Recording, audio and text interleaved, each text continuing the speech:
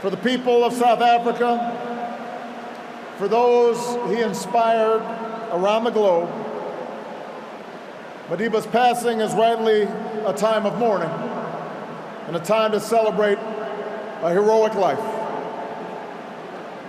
But I believe it should also prompt in each of us a time for self-reflection.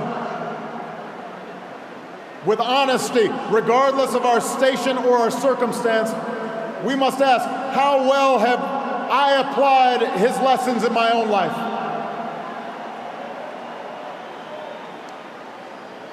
It's a question I ask myself as a man and as a president.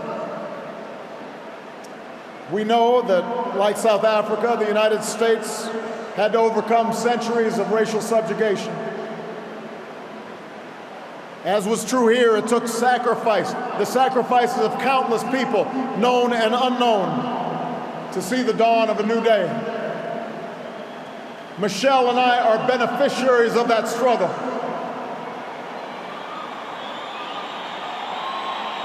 But in America and in South Africa and in countries all around the globe, we cannot allow our progress to cloud the fact that our work is not yet done.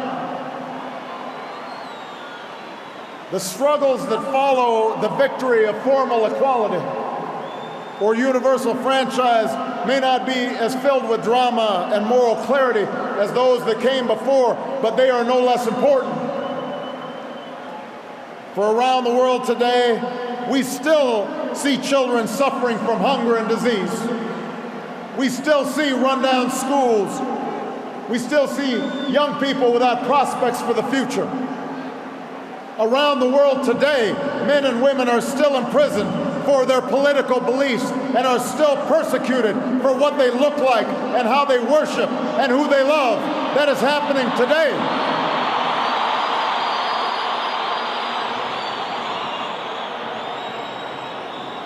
And so we too must act on behalf of justice. We too must act on behalf of peace. There are too many people who happily embrace Madiba's legacy of racial reconciliation, but passionately resist even modest reforms that would challenge chronic poverty and growing inequality. There are too many leaders who claim solidarity with Madiba's struggle for freedom, but do not tolerate dissent from their own people.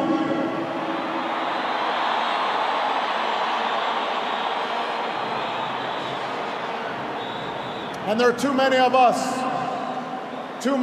on the sidelines, comfortable in complacency or cynicism, when our voices must be heard.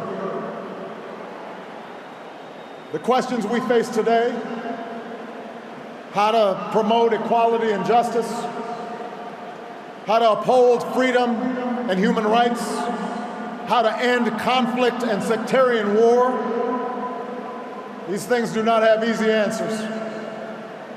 But there were no easy answers in front of that child born in World War I. Nelson Mandela reminds us that it always seems impossible until it is done. South Africa shows that is true. South Africa shows we can change, that we can choose a world defined not by our differences, but by our common hopes. We can choose a world defined not by conflict, but by peace and justice and opportunity.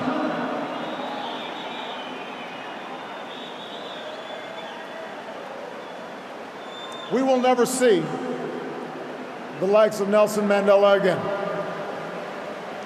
But let me say to the young people of Africa and the young people around the world, you too can make his life work your own. Over 30 years ago, while still a student, I learned of Nelson Mandela and the struggles taking place in this beautiful land. And it stirred something in me. It woke me up to my responsibilities, to others and to myself, and it set me on an improbable journey that finds me here today. And while I will always fall short of Madiba's example, he makes me want to be a better man. He speaks to what's best inside us. After this great liberator is laid to rest, and when we've returned to our cities and villages and rejoined our daily routines, let us search for his strength. Let us search for his largeness of spirit somewhere inside of ourselves. And when the night grows dark, when injustice weighs heavy on our hearts, when our best laid plans seem beyond our reach, let us think of Madiba and the words that brought him comfort within the four walls of his cell. It matters not how straight the gate, how charged the punishment, the scroll. I am the master of my fate. I am the captain of my soul. What a magnificent soul it was. We will miss him deeply. May God bless the memory of Nelson Mandela. May God bless the people of South Africa. I'm